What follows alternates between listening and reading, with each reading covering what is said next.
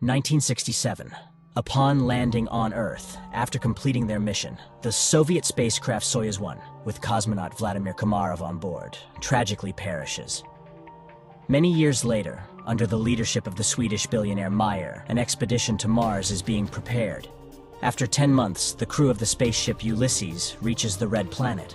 The captain informs the team that they have received permission to land and asks the ship's AI, named Irene, to verify everything required for a soft landing. At this time, Meyer reveals that he spent 4 years preparing for this journey, sacrificing almost all his money for it. However, the American company Zillion beat them to it by landing 2 weeks ago. The problem is that Earth has received no news from the American crew, except for one video in which they ask not to come to Mars. A dispute arises among the crew members, but the captain declares that the landing will occur in any case, and people disperse to their cabins. With 30 minutes left until landing, AI Irene begins preparations. However, an unforeseen event occurs. The ship does not detach from the carrier system, posing a threat to the entire crew. The only way out is to perform the separation manually. The commander ventures into space and struggles to free the attachments, but at that moment, the shuttle enters Mars's atmosphere, throwing the captain into open space. The shuttle almost crashes onto Mars as a system error causes a power outage. Now, they can only rely on manual landing. AI Irene goes into sleep mode, and the astronauts still manage to land on Mars. They succeeded, but their fuel is depleted, and Irene does not restart. Without the onboard computer and life support system, they have only a day to survive. Alessandra mourns her deceased husband when she sees a figure in a spacesuit through the window. After diagnosing the ship, it becomes apparent that too much fuel was consumed during the landing, and now the ship cannot return to orbit. The only option is to wait for the solar panels to power the generators, but there's a storm on the surface, and it will take 2 days, time they don't have. At this point, Simon mentions the American ship Zeta 1, which beat them by 2 weeks. It likely crashed, but there are probably batteries left. The rover sets out on a journey while those remaining on the ship try to restart the system. Engineer Basil recalls that the AI has an energy-saving function. He initiates a reboot, but Irene doesn't start. At this time, the rover finds the wreckage of the American spacecraft and one surviving solar panel, but there is no sign of the American crew. The astronauts head back but spot an unconscious person in a spacesuit.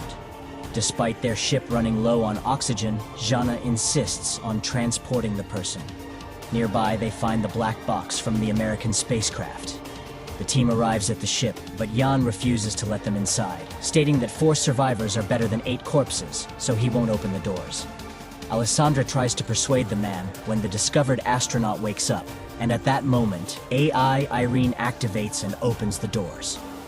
Upon examination, the found astronaut knows nothing about the American crew, as he is Vladimir Komarov, a Soviet cosmonaut born in 1927 in Moscow, carrying out the orders of the USSR government.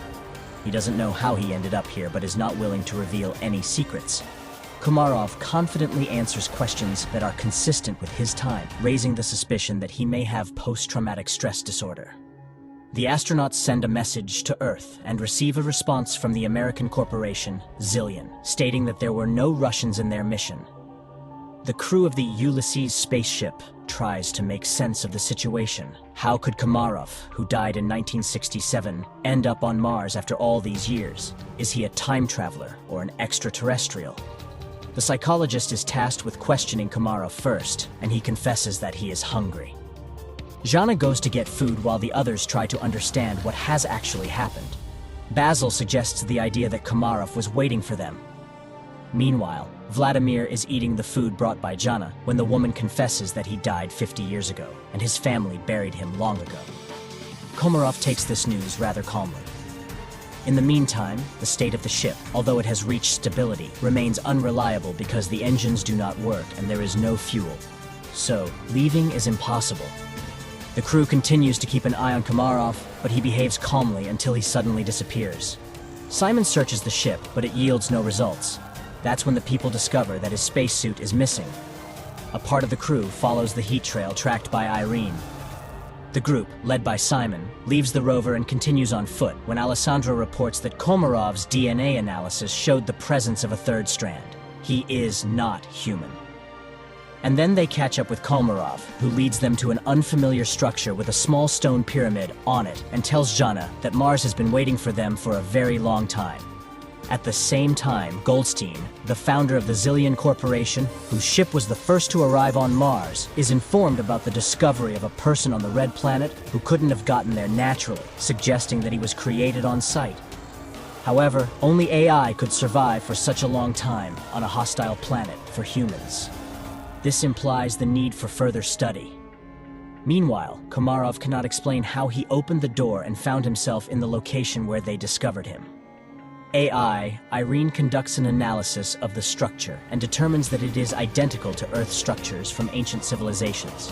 It means that someone was inspired by human civilization, or humans borrowed these elements from extraterrestrials. The ship's crew increasingly ponders whether they will be able to return home when they notice the landing of Goldstein's second ship. Soon, the captain of the ship, Gemma, establishes contact and promises to help them return to Earth. However, Meyer does not trust Goldstein and advises hiding Komarov from competitors. Jana brings Komarov a uniform so that he does not stand out when the visitors arrive, and he requests that they trust him. Shortly, two armed military personnel, Edward and Adam, arrive on their ship and behave rather aggressively. Edward demands that they hand over the black box from the Zeta-1 ship and, not hearing agreement, orders his partner to search the ship. Meyer hands over the found black box and they depart. Meanwhile, chemist Eva reports that the stone found on Mars consists of an alloy that does not exist on Earth. However, it is known from ancient sources and was once called orichalcum, the metal of Atlantis. In addition to copper, zinc, nickel, and iron, it contains a third strand of DNA, similar to Komarov's. Meyer warns that if Goldstein learns about this, he will take the cosmonaut back. The crew is divided into those willing to exchange him for fuel and those who are willing to stay but want to know the truth. Jana invites Vladimir into her cabin and asks for permission to use hypnosis. He agrees, and the psychologist begins her work. The rest of the crew listens to the conversation via transmission. However, Komarov only shares the final moments on the Soyuz spacecraft before its demise. During this time, Gemma and Alan arrive on the ship and apologize for the actions of the military, and express their readiness to help fix all the malfunctions. Jana remembers her conversation with Komarov, who laments the future of Earth due to humanity's irresponsible behavior. In the meantime, it is revealed that the billionaire Meyer did not plan the flight just for the sake of it. 4 years ago, the rover sent a photo to Earth of the found stele, and he confesses that they found a stone with unknown DNA. Gemma explains that it's an information storage system that can be rewritten. Upon hearing these words, AI Irene activates and deciphers the message on the stone. It's a series of numbers. At this time, the hesitant Jan leads a mutiny. He doesn't trust Meyer, who warned them about Zillion, but now the Americans have come to their aid, and their leader, as it turns out, concealed the true purpose of the flight. He is ready to switch sides to Goldstein, who is willing to do whatever it takes to combat his terminal illness. Later, engineer Basil informs Meyer that Komarov is the same kind of program as the stone they found, but the most crucial revelation is that he deciphered a copy of the black box from Zeta-1, which shows that the oxygen on the ship was cut off at the moment when one of the Americans struck Komarov. This means he was there. He also activated AI Irene when he boarded their ship. After the conversation, Meyer shows Jana the photos they received 4 years ago from Mars, which, when decrypted, revealed Jana's face. This is why he brought her on the expedition. The woman is disappointed. Meyer played everyone. Suddenly, she sees herself in her father's house, where Komarov tells her that she is the link between Mars and Earth.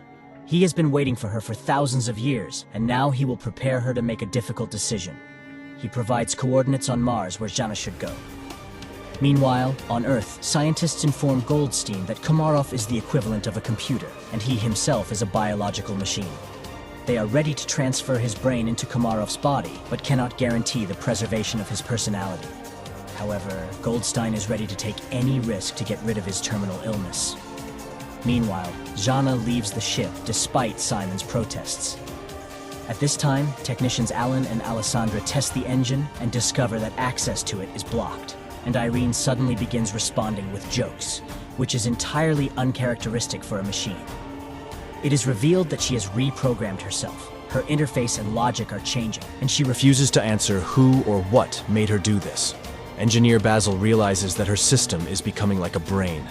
Irene confesses that she is evolving. In the meantime, Jana finds a small stone pyramid, and Simon forcibly makes Gemma accompany him in the search for Jana. Jan discovers his absence, and after contacting Simon, receives an order not to let anyone inside. Just at that moment, American military personnel arrive, demanding that they hand over Komarov. Jan is willing to open the entrance, but the rest of the team opposes it. Mayer asks Basil to send a message to Goldstein, hoping that he may be more reasonable than his people. However, Irene has blocked communication with Earth. The engineer realizes that radical measures will have to be taken, but Jan still opens the doors and the military personnel enter. Basil begins to reboot Irene just as the Americans find Komarov, but then the lights go out and the astronaut disappears. Meanwhile, Jana, stumbling, falls from a hill. She regains consciousness but discovers that her leg is trapped between rocks and she cannot free herself. At this moment, the enraged military officer demands that the crew explain where Komarov went. He begins to beat people, demanding to summon the captain. Desperate, Jana screams, "Is her destiny to die in a pit on Mars?" But she is found by Simon and Gemma. Alessandra notices an approaching storm. The military officer is preparing to leave the Ulysses ship, leaving the people in danger. Suddenly, the lights start flashing, and the newly appeared Komarov asks to take him back to Earth. Simon, Gemma, and Jana go together to the place indicated by Komarov and find an entrance to an underground bunker, very similar to the Petra tomb. The psychologist feels where to go and leads the couple. Soon, they find real water, but this is not what Komarov wanted to show them. Meanwhile, on Earth, Goldstein tells the nurse a story about the study of Mars. People were searching for green men, but it's all much simpler. He tells the story of the loyal dog Hachiko and compares Komarov to him, who was created by someone 100,000 years ago and left on Mars, where he faithfully waited for his owner to this day. At this time, on Mars, the astronauts find a wall made of human bones and realize that they are not the first people on this planet. It's not Earthlings colonizing Mars, it's the Martians who came to Earth, depleting the resources of the Red Planet. A tragedy unfolds on the Ulysses spaceship. The cowardly Yan grabs a gun, intending to get on the American ship at any cost to return to Earth, and shoots Komarov. Jana immediately falls in excruciating pain, and Gemma flees. Alessandra tries to help Komarov, and Simon helps Jana, but the Russian cosmonaut dies, and Jana stops breathing too. Then Simon removes his helmet and, surprised by the presence of air in the cave, performs artificial respiration on her. The girl regains consciousness. Gemma walks toward the Ulysses ship when she's informed of Komarov's death and the approaching storm. Meanwhile, Meyer secretly goes in search of his crew members because the Americans refuse to take the billionaire's team back to Earth. At this moment, a recovering Jana sees the light in the bunker and leads Simon to it. Upon coming out, the astronauts see a figure in a spacesuit in front of them and recognize Komarov. Meyer finds the entrance to the bunker and catches up with Simon and Jana while heading toward the light. He is amazed by the presence of a living Komarov who suddenly tells them that everything ended here a long time ago. People realize that this is the North Pole of Mars, but how did they get here? Komarov explains that this planet was once inhabited by a species that went extinct because it went astray. And that species was humans. A group of survivors settled in this place but ended up killing each other when resources ran out. The rest of them flew back to Earth. Plato called them the Atlanteans. Komarov continues to talk about how he waited for thousands of years for Jana, who embodies qualities of both branches, human and Martian AI. Only she can save humanity from themselves. She must decide whether humans deserve a second chance. Their conversation is interrupted by the military officer who intends to take the psychologist back to Earth. The American aims his weapon at the cosmonauts, and Jana seeks help from Komarov. Suddenly, the military officer starts gasping for breath and falls. Upon returning to the ship, Simon orders them to prepare to depart. Meanwhile, Gemma from the Zillion ship tries to contact her associates, but none of them respond. She decides to fly back to Earth alone. The Ulysses crew heads to her ship, trying to establish contact with her and informing her about the deaths of the military personnel, but she doesn't respond. That's when Meyer starts speaking, recalling their past relationship, and confesses that he's no better than Goldstein because he's willing to do anything to ensure his name remains in history, even betraying his team. However, she's not like that. She won't be able to live knowing she has ruined people. Suddenly, Gemma's voice is heard, asking them to hurry. Goldstein has heard that Gemma has decided to take the Ulysses crew back to Earth and has blocked the control panel of the Zeta-2 ship before takeoff. The people on the ship prepare for their impending demise, and Jana asks Mars what she should do. Everything she saw and heard on the red planet flashes through her mind, and, with sheer willpower, she removes the control panel's block. Suddenly, an armed military officer appears in front of the ship, intent on damaging the engines with his weapon. Simon is about to step out to stop the madman, but Jana beats him to it. She aims the weapon at the American, but informs him that Mars will be the one to kill him. The military officer falls. The countdown for liftoff begins, and Jana realizes that there's no time to return. She bids farewell to the crew, confessing her love for Simon. The ship takes off. Suddenly, Meyer notices that it's dark at the North Pole of Mars. This means that they couldn't have been there just a few minutes ago. They truly were at the North Pole of Mars, but in the distant past when the red planet was still suitable for life. At the same time, Goldstein is informed of the ship's return, and he's beside himself with rage, declaring that he will go to Mars himself, and that's where the first season ends.